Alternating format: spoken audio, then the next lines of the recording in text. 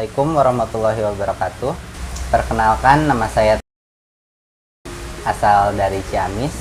Usia saya sekarang 26 tahun. Assalamualaikum warahmatullahi wabarakatuh. Perkenalkan, nama saya dengan panggilan Yuna. Saya berasal dari Banyuwangi dan untuk sekarang saya tinggal di Banjarsari dan umur saya 38 tahun. Saya lahir dan besar di Karangkemulian, Dusun Karangkemulian tepatnya. Sekolah saya SD di Karangkemulian sampai kelas 5, kemudian pindah ke Jakarta dari kelas 6 SD, lalu SMP di Jakarta, lulus kembali ke daerah sini Karangkemulian, Ciamis, SMK di Ciamis, kemudian pendidikan D1 di Banjar. Saya lahir di Banyuwangi, sekolah SD di Sumber Beras, berlanjut SMP di Cipanas, Puncak Bogor. Habis itu langsung balik lagi ke Banyuwangi. Kalau di luar Ciamis 4 tahun di Jakarta pada saat SMP sama kelas 6. Terus saat kerja 1 tahun di Jakarta, beberapa bulan di Bandung, selebihnya hampir 3 tahun di Bali, 3 bulan di Medan. Itu.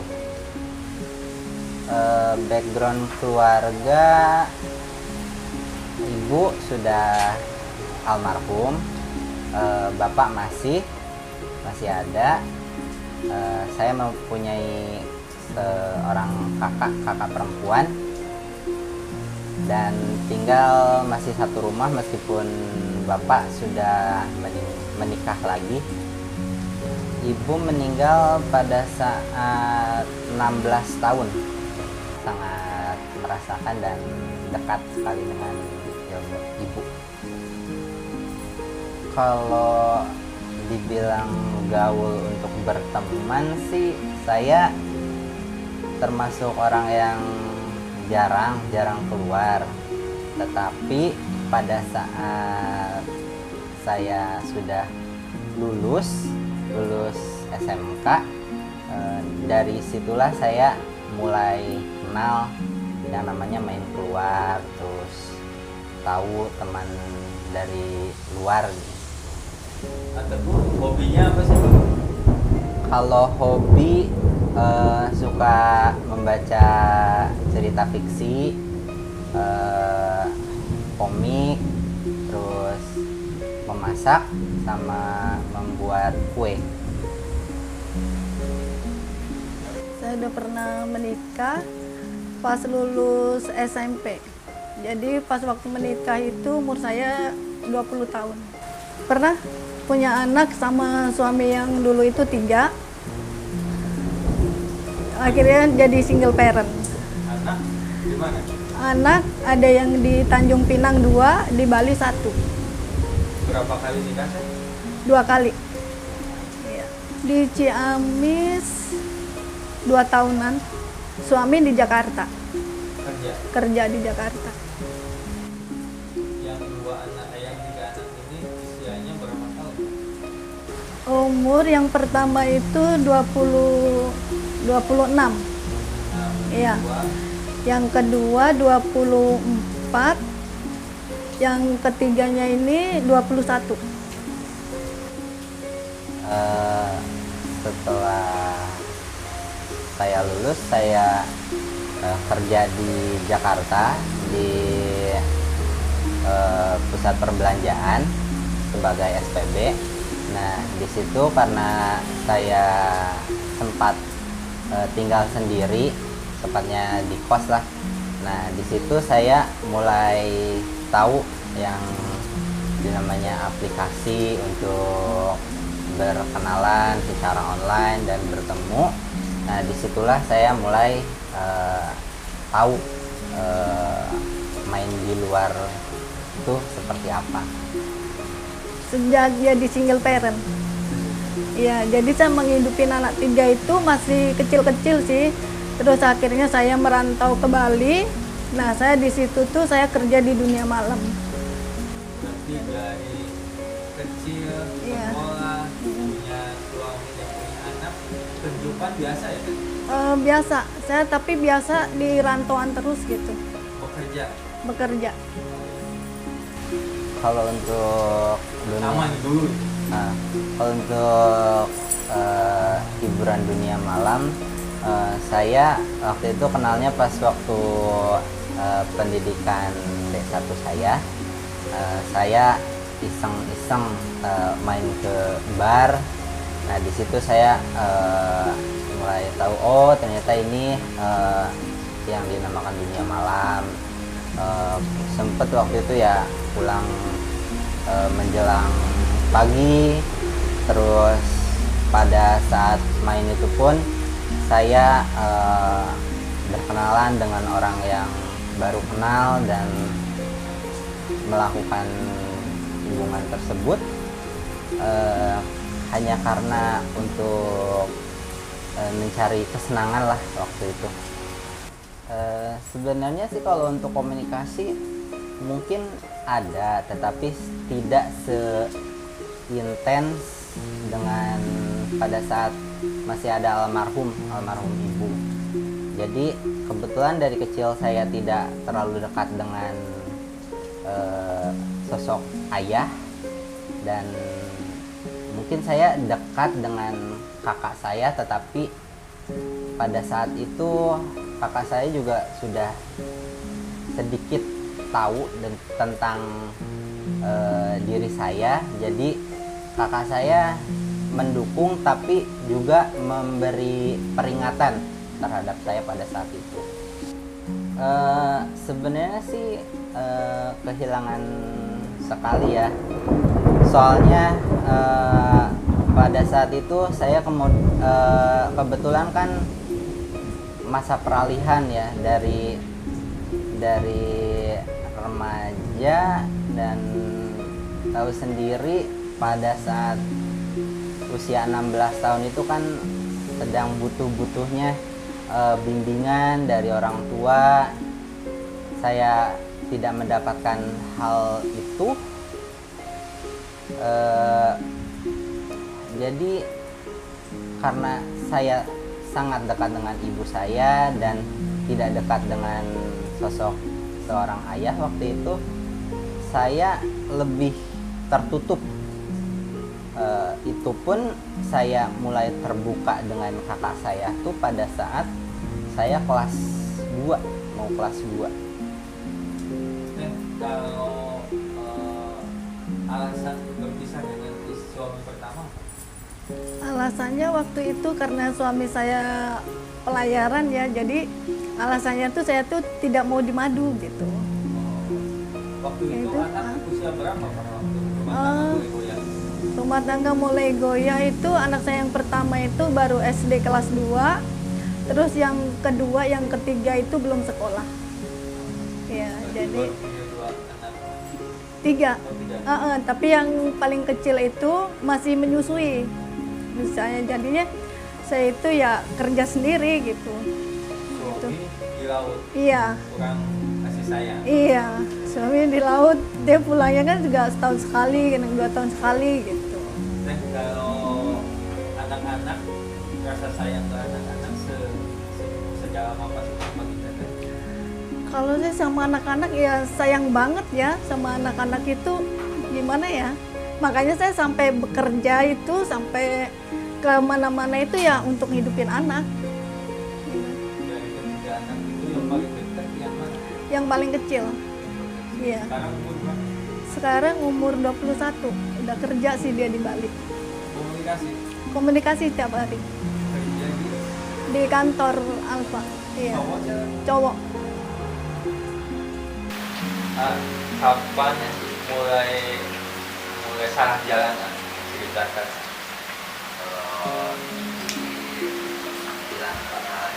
Mungkin ya mungkin sudah jalannya seperti itu.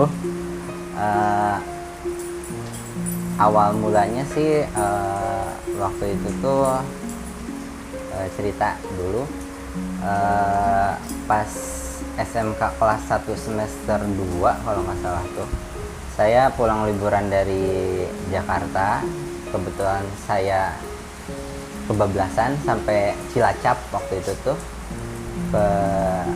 Nah, yang duduk di sebelah saya itu menawarkan diri untuk yaudah ayo singgah dulu di rumah saya, nanti pas pagi-pagi saya antar untuk memberhentiin bis buat pulang. Saya ikut karena saya tidak ada pikiran sama sekali buat ya terjadi apa atau gimana gitu. Kebetulan HP mati, casan tertinggal, barang bawaan banyak waktu itu. Saya ke rumahnya, nah pas waktu pukul 2-an kalau nggak salah, nah terjadilah kayak pelecehan lah gitu. Badan saya digrepe-grepe dan saya juga kaget pada saat itu, soalnya itu baru kali pertama saya diperlakukan seperti itu oleh lelaki dewasa waktu itu tuh. Dan dari situlah saya mulai mengenal, oh ternyata ada enaknya juga, tapi ada takutnya juga, ada pertentangan batin, takut orang tua kakak tahu apa yang terjadi malam itu, dini hari itu. Setelah itu ya saya bungkam lah tentang pengalaman itu. Nah, setelah kejadian itu terjadinya lagi saya nakal pas waktu saya kerja di Jakarta. Sama, jadi pas waktu saya tinggal sendiri, tetangga kos saya meminta saya untuk memijit dirinya karena saya biasa dimintai tolong mijit di rumah, ya udah saya pijit waktu itu. Nah, dari situlah terjadi juga ya, mulai dipegang-pegang sama yang dipijitnya itu, dan terjadilah kejadian melakukan hal tersebut tanpa pengaman kebetulan waktu itu tuh. Nah, dari situlah saya berpikir wah ternyata saya melakukan perilaku yang beresiko untuk diri saya, karena saya sendiri memang sudah tahu kalau melakukan perilaku beresiko seperti itu resikonya, konsekuensinya itu seperti apa. Setelahnya ya saya pas waktu di Bali, pas waktu di Medan, saya sering melakukan hal tersebut. Jadi kalau untuk orientasi seksual ya, saya dirasa berbeda itu dari SD. Dari TK pun saya sudah agak beda gitu dari segi suka gitu. Tetapi maju ke SD, saya tahu saya berbeda, tapi saya tidak tahu itu apa. Nah, dari SMP, kemudian saya mencari sendirilah dari internet waktu itu tuh, dan saya mulai sedikit demi sedikit tahu bahwa oh diri saya itu penyuka sesama orientasi seksualnya. Nah, dari situ SMP, SMK kelas 2 saya mulai belajar untuk menerima diri saya, meskipun saya belum terbuka terhadap keluarga saya di rumah. Sempat ada perlawanan nggak dari diri? Saya nggak boleh gini misalkan. Kalau untuk perlawanan diri, mungkin kayak penyesalan tapi tidak punya jawaban ya. Kalau kayak gitu tuh jadi kayak saya tahu saya ini mungkin kalau dari segi agama pendosa atau apa gitu. Tetapi di sisi lain juga saya berpikir dan bertanya kepada diri saya sendiri, saya juga manusia, saya juga tidak ingin terlahir seperti ini, tidak ingin memiliki rasa suka seperti ini. Jadi ya untuk melawan itu sempet kayak jangan ngelakuin ini, tapi saya capek sendiri gitu, makanya saya memutuskan untuk menerima kondisi diri saya. Siapa orang yang pertama tahu atau dikasih tahu atau diajak curhat? Waktu itu tuh saya punya teman beda jurusan pada saat SMK. Saya terbuka kepada dia. Dia pun sempat shock. Kebetulan dia backgroundnya itu, keluarganya itu agamis, perempuan. Waktu itu saya juga disuruh untuk kenapa nggak coba gitu, nggak nyoba suka sama lawan jenis gitu, kenapa sukanya sama sesama jenis. Saya coba menjelaskan kepada sahabat saya ya waktu itu tuh, dan dari penjelasan tersebut background saya juga saya ceritakan. Nah di situ sahabat saya mulai menerima kondisi saya, meskipun dia pun sering kayak mengingatkan kembali itu, coba ya kamu suka lagi sama perempuan, coba dong buka diri, coba pacaran sama lawan jenis. Tapi ya memang susah gitu. Kan Teguh ini secara fisik ganteng, kasep, apa nggak ada dari SMP, SMA, cewek yang suka atau menyatakan suka mendekati gitu? Kalau untuk mendekati saya kurang tahu ya, soalnya juga saya dari keluarga dituntut untuk fokus dulu ke sekolah, ditambah lagi pada saat itu kan orang tua tidak ada waktu itu tuh, terutama sosok ibu ya. Jadi saya sendiri di sini, saya juga diberi uang oleh bapak, saya dikasih amanah usahakan fokus untuk sekolah.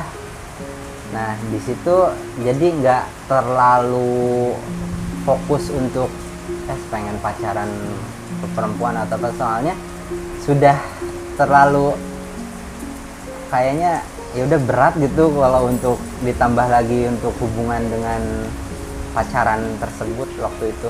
Sampai selesai SMA, selain temen yang tadi, ada orang lain yang tahu nggak sih? Ada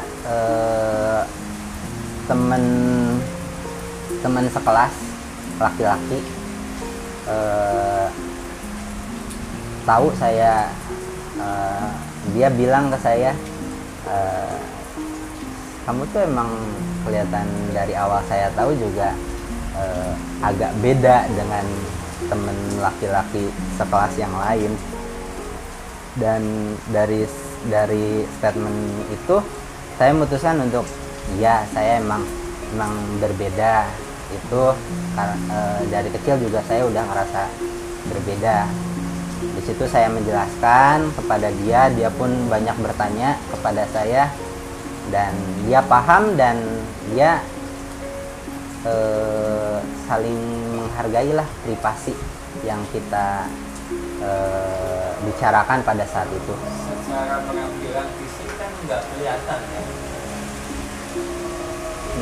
Saya maksudnya? Iya. Selama sekolah ini? Selama sekolah ya? Mungkin maksudnya nggak ada bulian, nggak ada.